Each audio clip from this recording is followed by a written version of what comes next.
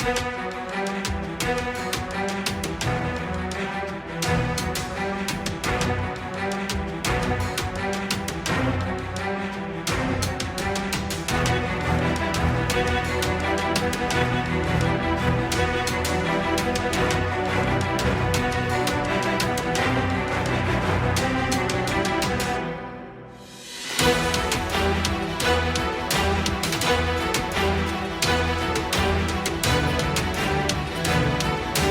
मी गणेश आखाडे, हिंदुत्ववादी विचारधारेचा कार्यकर्ता.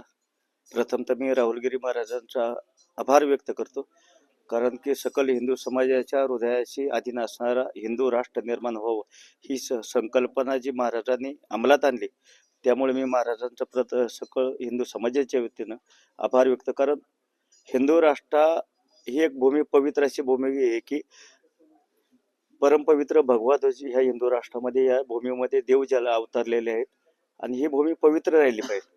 पण आता जिहादी वृत्तीच्या काही अवलादींनी इथं अतिक्रमण केलेल्या आमच्या देवस्थानच्या जमिनी असतील,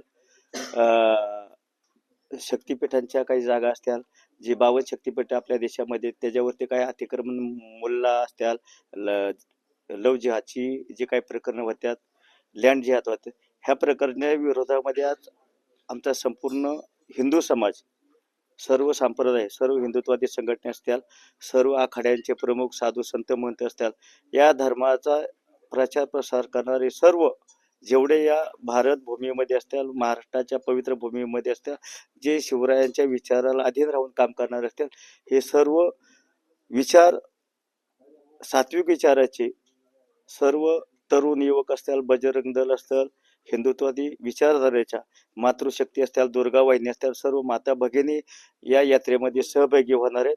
आणि हिंदू राष्ट्र लवकरात लवकर घोषित व्हावं म्हणून आम्ही संत सावतामाळी आरण या भूमीमधून, पवित्र अशा भूमीमधून पुण्यामधील चतुर्शिंगी मंदिर येथे या यात्रेचं आयोजन केलं आहे.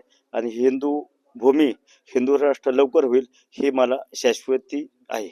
ओके.